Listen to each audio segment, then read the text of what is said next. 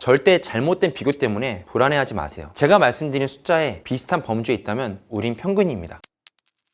지금 유튜브나 인스타그램 조금만 봐도 30대, 40대가 월수익 1억, 스포츠카, 건물주다, 이런 성공한 사람들 이야기 투성이에요. 화려한 고급차, 수십억짜리 집, 명품으로 가득한 삶이 마치 평범한 일상인 것처럼 보여요. 이런 거 보면 세상에 나만 뒤처진 것 같고 내가 사는 현실은 평균 이하인가 느껴지기도 합니다. 하지만 진짜 현실은 어떨까요? 지금부터 뇌피셜이 아닌 대한민국 통계청의 자료를 통해 대한민국의 평균과 나의 위치를 살펴보겠습니다. 자, 우리는 먼저 순자산이라는 단어를 알아야 돼요. 자, 순자산은 쉽게 말해서 빚을 다 갚고 내 손에 남는 진짜 내 돈이에요. 예를 들어서 3억짜리 집이 하나 있다 할게요. 자, 이 3억짜리 집은 순자산이 아니에요. 이 3억짜리 집은 바로 여러분의 자산입니다. 근데 이 집을 살 때 은행에서 대출을 받을 수 있죠. 1억 5천만 원의 대출을 받았다 해볼게요. 그러면 대출인 1억 5천을 뺀 그 돈이 바로 순자산입니다. 그리고 여기서 1억 5천을 부채라고 말합니다.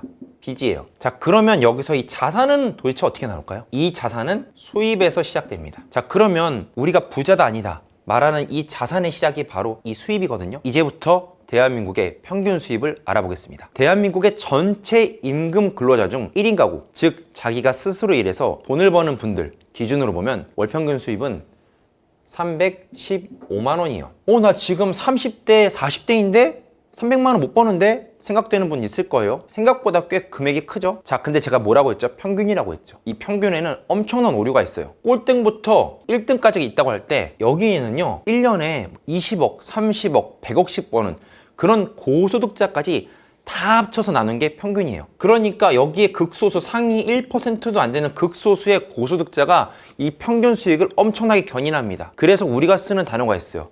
바로 이 딱 가운데 이 소득을요 중위소득이라고 하거든요.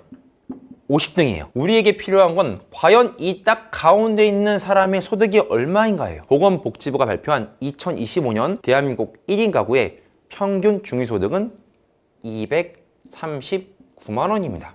자, 50등의 소득이 239만 원이죠. 그런데 평범하다는 건 보통 플러스 마이너스 10%잖아요. 그러니까 210만 원부터 많게는 270만 원까지, 여기까지 버는 30대 초중반, 집은 당연히 없죠. 이게 당연한 평균인 거예요. 그래서 내가 30대인데 210만 원부터 270만 원 사이에 번다, 평균입니다. 그러면 이분들이 수입을 벌면서 이제 자산을 모읍니다. 그럼 자산은 도대체 얼마나 될까요? 2024년 기준 대한민국 가구당 평균 자산은 약 5억 4,022만 원입니다. 마찬가지로 5억? 생각보다 많네? 하고 놀랄 수 있어요. 근데 여기도 또 함정이 있죠. 마찬가지로 평균이에요. 즉 꼴등부터 시작해서 1등까지 나눴을 때 마찬가지로 상위 1%가 모든 걸 견인한다는 거예요. 그러면 가운데 50등인 중위자산, 이게 중요하죠. 도대체 가운데인 사람의 자산은 얼마일까요? 3억 645만 원입니다. 근데 여기서 하나 더 고려할 게 있어요. 자산이잖아요. 근데 여기는 바로 부채, 즉 빚이 껴있다는 거예요. 이 3억 645만 원은 순자산이 아니에요. 자산입니다. 그럼 도대체 부채는 얼마가 껴있을까요? 2024년 기준 대한민국 가구의 평균 부채는 약 9,128만 원입니다. 그러면 중위 자산인 3억 645만 원에서 9,128만 원을 빼면 대출을 제외한 순자산은 2억 1,517만 원이에요. 근데 여기서 하나 더, 실제 이 부채, 빚을 진 9,128만 원은요 전체 인구의 평균이에요. 이게 70대, 60대가 아닌 30대, 40대의 경우는 조금 더 공격적으로 해서 대출도 더 늘어나는 그런 경향이 있습니다. 자, 그래서 내가 지금 210만 원에서 270만 원 사이에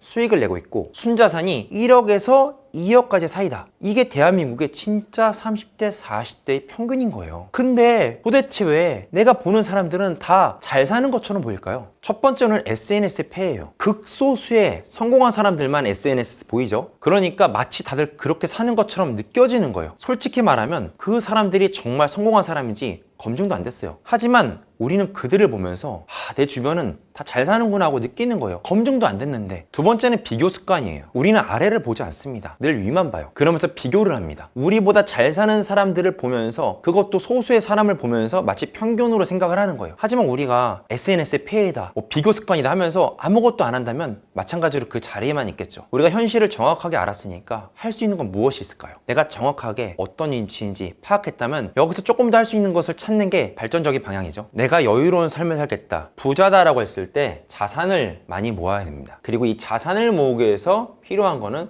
수입이었어요. 즉 수입이 먼저 생겨야 자산이 생기고 그리고 순자산이 발생합니다. 자, 여기서 내가 만약 이 수입을요 한 달에 30만 원만 더 올릴 수 있다, 그러면 이거는 내가 1억을 가지고 있는 것과 똑같아요. 왜냐면 지금 1억의 적금이율이 2%거든요 그럼 1억을 가지고 있으면 한 달에 16만 원이 이자가 들어와요. 자, 그러면 만약에 4%짜리 적금이 있다, 그래야지 30만 원을 버는 거예요. 그래서 내가 지금 30만 원을 번다면 실제로 적금 통장에 1억에서 2억을 가진 것과 똑같은 효과를 발휘한다는 거예요. 그런데 만약에 30만 원이 아니라 300만 원이다, 그러면 내가 현재 10억에서 20억을 굴리고 있는 사람과 동일한 돈을 벌 수 있다는 거예요. 그렇기 때문에 우리는 지금 일단 조금의 돈이라도 더 벌려고 노력을 해야 됩니다. 이 수입이 모여서 자산이 되기 때문이에요. 저도 사실 이런 현실을 직접 느껴본 사람이에요. 저는 원래 초등 교사였거든요. 교사라는 게 안정적이긴 합니다. 매달 월급이 꼬박꼬박 나오니까요. 하지만 이 월급, 이 수입 자체가 적었어요. 그래서 이 월급만으로 내가 원하는 삶을 살 수 있을까? 즉 자산을 만들고 순자산을 만들 수 있을까 했을 때 어려웠습니다. 자, 그래서 수입을 올리기 위해서 부업을 시작한 거예요. 퇴근 후에 시간을 쪼개서 작은 시도들을 하나씩 한 거예요. 처음엔 반신반의했어요. 이게 될까 싶었습니다. 근데 그게 처음에 10만 원, 20만 원, 30만 원 하다가 어느 순간 월 1,500만 원이라는 그 숫자를 찍게 됐어요. 즉 부업으로 1,500을 번 거죠. 그때 저는 확신했어요. 아, 이제는 이 수입에서 부업이 넘었으니까 난 퇴사를 해도 되겠구나. 그래서 교사를 그만두고 지금은 제 길을 가고 있는 거예요. 자, 제가 드리고 싶은 말은 이거예요. 지금 1,000만 원 벌어라, 1,500만 원 벌어라, 이런 말을 하는 게 아닙니다. 지금 우리가 가진 게 적어 보인다고 해서 절대 뒤처진 게 아니라는 거예요. 통계가 보여주는 평균 생각보다 현실적이에요. 그리고 그 안에서 우리는 충분한 기회가 있습니다. 내가 지금 현재의 상황을 알았으니까 거기서 어떻게 하면 조금이라도 추가 수입을 낼 수 있을까? 그것에 대해서 고민하면은 우리가 정말 한 걸음 한 걸음씩 앞으로 나아갈 수 있다는 거예요. SNS에서 보이는 화려한 삶은 평균이 아닙니다. 진짜 평균은 오늘 제가 말씀드린 게 평균에 가까워요. 절대 잘못된 비교 때문에 불안해하지 마세요. 제가 말씀드린 숫자에 비슷한 범주에 있다면 우린 평균입니다. 그리고 거기서 한 발 더 나가고 싶다면 지금 조금씩이라도 이 수입을 늘리는데 초점을 맞추고 한 발씩 나가는 발전적인 방향을 기대합니다. 오늘 영상이 도움이 되셨다면 구독과 좋아요 해주시고요. 댓글로 여러분의 생각을 나눠주세요. 저는 또 현실적인 데이터와 진짜 이야기로 함께 하겠습니다. 감사합니다.